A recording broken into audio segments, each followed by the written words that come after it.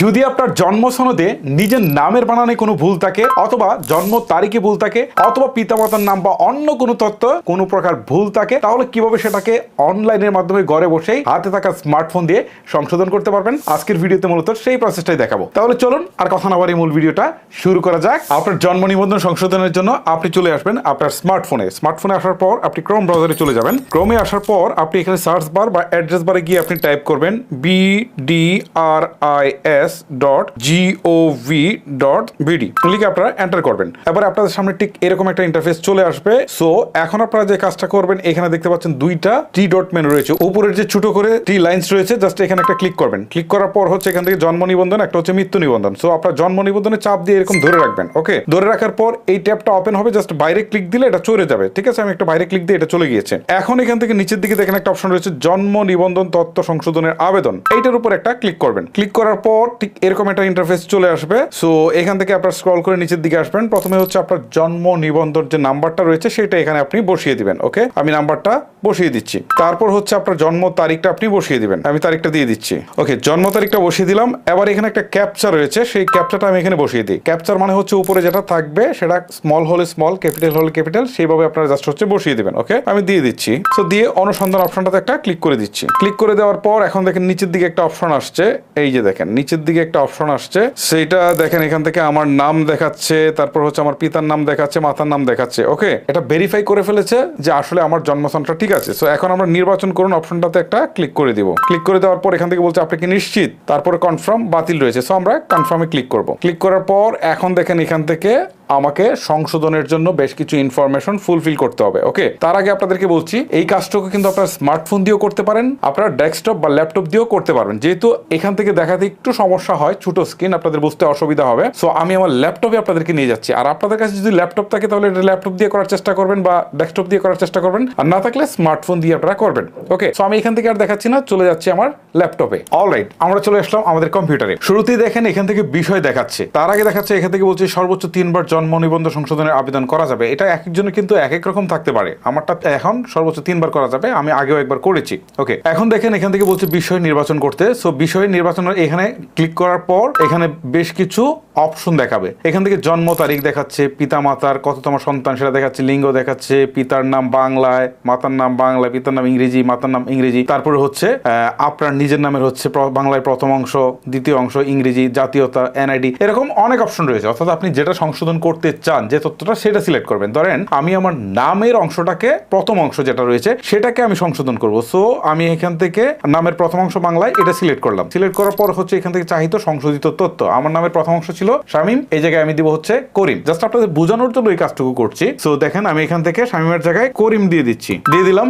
দেওয়ার পর হচ্ছে সংশোধনের কারণ হিসাবে এখান থেকে ভুল লিপিবদ্ধ হয়েছিল, এটা দিয়ে দিব। এখানে একটা অপশনই থাকে, আর কোনো অপশন থাকে না। এখন যদি আপনার একাধিক তথ্য সংশোধনের প্রয়োজন হয় তাহলে কিন্তু করতে পারবেন। আরো তথ্য সংশোধন করুন, এখানে ক্লিক দেওয়ার পর এখান থেকে হচ্ছে আপনি বিষয় সিলেক্ট করবেন। ধরেন আমার মাতার নামে বাংলায় ভুল আছে, সেটা আমি দিয়ে দিলাম। দেওয়ার পর এখানে হচ্ছে আক্তার আছে, সেটাকে আমি হচ্ছে বেগম দিব, আমি বেগম দিয়ে দিলাম। দেওয়ার পর কারণ হিসেবে আমি এখান থেকে দিয়ে দিলাম ভুল লিপিবদ্ধ করা হয়েছিল। সো এভাবে আপনারা আরো তথ্য সংযোজন করুন। এখানে ক্লিক দিয়ে আপনার যত ধরনের সংশোধনের দরকার হয় সবগুলাই করতে পারবেন। ওকে, তারপরে অপশনটা হচ্ছে জন্মস্থানের ঠিকানা সংশোধন আপনি করতে পারবেন। এখান থেকে সেটাই বলছে। তারপর হচ্ছে স্থায়ী ঠিকানা সংশোধন করতে পারবেন এবং বর্তমান ঠিকানা সংশোধন করতে পারবেন। সো আপনি যদি মনে করেন যে এখান থেকে কোনো একটা সংশোধন করবেন ঠিকানা, তাহলে সেটা আপনি সিলেক্ট করবেন। ধরেন আমি বর্তমান ঠিকানা সংশোধন করতে চাই, এটার উপরে ক্লিক দিলাম। ক্লিক দেওয়ার পর এখান থেকে হচ্ছে আমাকে দেশ সিলেক্ট করতে হবে। তারপর হচ্ছে এখান থেকে আমাকে ডাকঘর বাংলায় লিখতে হবে, গ্রামের নামটা বাংলায় লিখতে হবে, তারপর হচ্ছে বাসা বা সড়কের নাম্বার লিখতে হবে। আবার সেমটা কিন্তু এখান থেকে আপনাকে বিভাগ সিলেক্ট করে দিতে হবে। তারপর ডাকঘরটা বাংলায় দিবেন, তারপর হচ্ছে গ্রাম, পাড়া, মহল্লা সেটা ইংরেজিতে দিবেন, তারপর হচ্ছে বাসা নাম্বার, সড়ক সেটা ইংরেজিতে দিবেন। দেওয়ার পর এখানে কিন্তু আপনার কাজ শেষ। আর যদি এগুলো সংশোধন করার প্রয়োজন না হয় তাহলে দিবেন না, আমি যেখান থেকে চেকবক্সটা তুলে দিচ্ছি। ওকে, আপনাদের বোঝানোর জন্য এটা করলাম আর কি। সবচেয়ে ইম্পর্টেন্ট যে জিনিস সেটা হচ্ছে আপনি যাই কিছু সংশোধন করেন না কেন, সেটার এগেনস্টে যদি আপনি সঠিক কাগজপত্র জমা না দিতে পারেন তাহলে কিন্তু আপনার সংশোধন আবেদনটি বাতিল হয়ে যাবে। সো কি কি কাগজপত্র দিবেন? ধরেন আপনি যদি আপনার নামের বানান যদি আপনি আসলে পরিবর্তন করতে চান বা হচ্ছে সংশোধন করতে চান, তাহলে সেই ক্ষেত্রে আপনাকে সার্টিফিকেট দিতে হবে। ধরেন আপনার junior school certificate, PSC certificate, SSC certificate যে কোনো একটা সাবমিট করতে হবে, অথবা আপনি যদি চান আপনার পাসপোর্ট থাকে সেটা দিতে পারেন, অথবা আপনার এনআইডি কার্ডের ফটোকপি দিতে পারেন। সো আপনি চেষ্টা করবেন যে এমন একটা ডকুমেন্টস দেওয়ার জন্য যেটা দেখে তারা এক ঝলকে আপনার এটা সংশোধন করে দিয়ে দেয়। ওকে, আর যদি আপনি আপনার ঠিকানা পরিবর্তন করতে চান সেইটার এগেনস্টেও কিন্তু আপনাকে কাগজপত্র জমা দিতে হবে। ধরেন আপনার স্থায়ী ঠিকানা সংশোধন করতে যাচ্ছেন, সেই ক্ষেত্রে আপনি হয়তোবা নতুন কোনো জায়গায় স্থায়ী বসতি করেছেন, সেখানে হয়তো জায়গা কিনেছেন, সেটার জন্য হয়তো আপনাকে দলিলের কপি দিতে হবে। এরকম আপনারা যেটাই সংশোধন করতে চান, ধরেন আপনার মাতার নামে সংশোধন করতে চান, সেই ক্ষেত্রে হচ্ছে আপনার মাতার এনআইডি কার্ডের কপি কিন্তু এখানে আপনাকে সাবমিট করতে হবে, পিতার এনআইডি কার্ডের কপি সাবমিট করতে হবে যদি আপনার পিতার নামের অংশ সংশোধন করতে চান। ঠিক আছে, সো বয়স সংশোধন করতে চাইলেও এই আপনার সার্টিফিকেট বা হচ্ছে আপনার আরো যদি কোনো প্রমাণপত্র থাকে, অর্থাৎ আপনার যদি স্কুলের আইডি কার্ড থাকে সেটাও সাবমিট করবেন। আপনি যত বেশি কাগজপত্র সাবমিট করবেন আপনার আবেদনটি বাতিল হওয়ার পসিবিলিটি ততটাই কমে যাবে। ওকে, এখন কাগজপত্র কিভাবে সংযুক্ত করবেন? ধরেন আমি যেহেতু আমার নামের বানানটাকে সংশোধন করব, এখানে আমার পিতার মাতারটা করবো না, আমি এটা ডিলিট করে দিচ্ছি, জাস্ট আমার এটাই করবো দেখাচ্ছি। সেই ক্ষেত্রে সংযোজন অপশনে ক্লিক করতে হবে। এখন ফাইল টাইপটা কি হবে? ফাইল টাইপটা হবে জাস্ট হচ্ছে জেপিজি অথবা পিএনজি অথবা জেপিইজি, মানে ছবির যে ফরম্যাটটা থাকে না ওইটাই। আপনার স্মার্টফোন দিয়ে ছবি তুলে নেবেন, তবে ছবিটা খুব ভালো করে তুলবেন, আলো যেন ভালো করে থাকে, স্পষ্ট করে যেন বোঝা যায় এবং ফোনটা যেন ভালো রেজুলেশনের হয়। ওকে, আর একটা বিষয় হচ্ছে যে এই ফাইলের সাইজ কিন্তু 2 MB বেশি হওয়া যাবে না, তাহলে কিন্তু নিবে না। এখন দেখেন আমি কিভাবে সংযুক্ত করি। এই সংযোজন অংশে ক্লিক করলাম, এখন আমার ছবিটা যেখানে আছে, ধরেন এই যে এটা হচ্ছে আমার এসএসসি সার্টিফিকেট, সো এটা আমি সিলেক্ট করলাম, সিলেক্ট করে এখান থেকে ওপেনে ক্লিক করলাম। এখন ফাইল টাইপের জায়গায় ক্লিক করে এখান থেকে আমাকে দিতে হবে যে আমি আসলে কোন জিনিসটা আমি আসলে প্রমাণের জন্য দিয়েছি।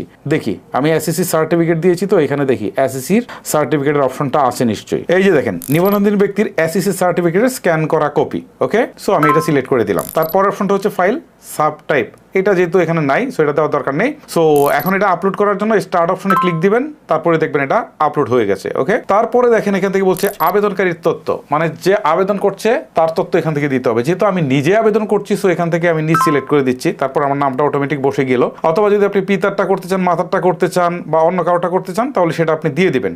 ওকে, সো আমি যেহেতু নিজেই করছি নিজেরটা দিয়ে দিচ্ছি, তারপর একটা ফোন নাম্বার দিতে হবে। ওকে, আমি একটা ফোন নাম্বার দিয়ে দিচ্ছি। ফোন নাম্বারটা কিন্তু ইংরেজিতে দিবেন, বাংলায় দেওয়া যাবে না। ওকে, আমি ফোন নাম্বারটা দিয়ে দিয়েছি। এখন ওটিপি পাঠানো, এখানে একটা ক্লিক দিয়ে দিচ্ছি। এবার একটা ওয়ান টাইম পাসওয়ার্ড এসএমএস এর মাধ্যমে আমার ফোনে পাঠানো হবে, জাস্ট এটা এখানে বসিয়ে দিলে হবে। অলরেডি চলে আসছে, আমি এটাকে বসিয়ে দিচ্ছি। এখন সাবমিট অপশনে একটা ক্লিক করে দিচ্ছি। সাবমিট অপশনে ক্লিক করার পর এখন দেখেন এখান থেকে বলছে সাকসেস, আবেদনপত্রটি সফলভাবে সাবমিট করা হয়েছে। তারপরে এখান থেকে দেখেন আবেদনপত্রের একটা নাম্বার দেখাচ্ছে, এটা ইম্পর্টেন্ট, এটা আপনি জাস্ট ডায়েরি করে রাখবেন। যখন আপনি আবেদনপত্রটি জমা দিতে যাবেন তখন কিন্তু এই নাম্বারটা অনেক বেশি কাজে লাগবে, সো এটাকে আপনি লিখে রাখেন আপনার ডায়েরিতে। এখান থেকে বলছে যে এটাকে প্রিন্ট করতে আপনার আবেদনপত্রটি, সো নিচের দিকে দেখেন আবেদন প্রিন্ট, এখানে একটা অপশন রয়েছে, জাস্ট এখানে একটা ক্লিক দিবেন। ক্লিক দেওয়ার পর আপনি এই আবেদনপত্রটিকে প্রিন্ট করে ফেলতে পারবেন। ওকে, যদি আপনার কাছে প্রিন্টার না থেকে থাকে তাহলে হচ্ছে আবেদন প্রিন্ট, এখানে ক্লিক করার পর এটা পিডিএফ আকারে আপনি সেভ করে নেবেন, দেন কোন একটা কম্পিউটারের দোকান থেকে নিয়ে গিয়ে জাস্ট হচ্ছে আপনি এটাকে প্রিন্ট দিয়ে নেবেন, কারণ আপনাকে কিন্তু এই আবেদনপত্রটি জমা দিতে হবে। ওকে, আর আপনি এটা কবে জমা দিবেন সেই তারিখটাও কিন্তু এখানে দেখাচ্ছে, দেখেন লাল কালি দিয়ে কিন্তু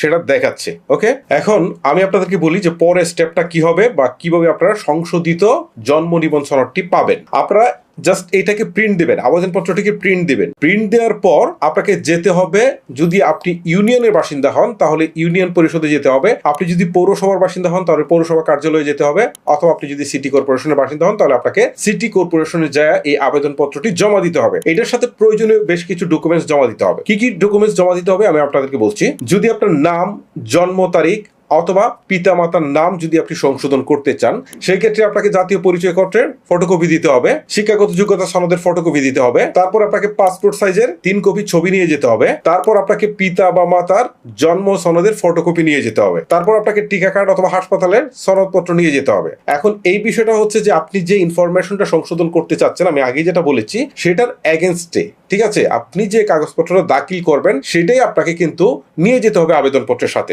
এখানে আমি সবগুলো একসাথে বলে ফেললাম। আপনারা যেটা আসলে সাবমিট করবেন, ধরেন আপনার আসলে নাম সংশোধন করবেন, সেই ক্ষেত্রে তো আপনার এত কিছু দরকার হচ্ছে না, জাস্ট আপনার সনদ, এসএসসি সনদ দেন বা পিএসসি সনদ দেন, যেটাই দেন সেটা দিবেন, জাস্ট সেটা নিয়ে গেলেই হচ্ছে। যদি আপনার পিতামাতার নাম সংশোধন করতে চান তাহলে পিতামাতার এনআইডি কার্ডের ফটোকপি নিয়ে যাবেন। তবে কমন যে জিনিসটা নিয়ে যেতে হবে সেটা হচ্ছে পাসপোর্ট সাইজের 3 কপি ছবি নিয়ে যেতে হবে। এই কাগজপত্রগুলো নিয়ে আপনারা ইউনিয়ন পরিষদ অফিস, সিটি কর্পোরেশন অফিস অথবা পৌরসভা কার্যালয় আপনারা যেখানে আছেন সেই অফিসে গিয়ে এগুলোকে আপনাকে জমা দিতে হবে। জমা দেওয়ার পরে তারা আপনার সমস্ত কাগজপত্র এবং আবেদনটি যাচাই বাছাই করার পর তারা যদি দেখে যে সব ঠিকঠাক রয়েছে, সেই ক্ষেত্রে তারা আপনার এটা সংশোধন করে দিবে এবং পরবর্তীতে আপনার ফোনে একটা SMS পাঠানো হবে যে আপনার এটা সংশোধন করা হয়েছে। দেন আপনি সেই তারিখে গিয়ে আপনি জাস্ট হচ্ছে এটা নিয়ে আসবেন। That's it. এই হচ্ছে টোটাল প্রসেস। আশা করি আপনারা বুঝতে পেরেছেন যে কিভাবে জন্ম সনদ সংশোধন করতে হয়। গাইস, ভিডিওটি অলরেডি অনেক লেন্দি হয়েছে, আজকের মতো এখানে শেষ করছি। দেখা হচ্ছে আপনাদের সাথে আরো প্রয়োজনীয় ভিডিও নিয়ে। সবাই ভালো থাকবেন, সুস্থ থাকবেন। আল্লাহ হাফেজ।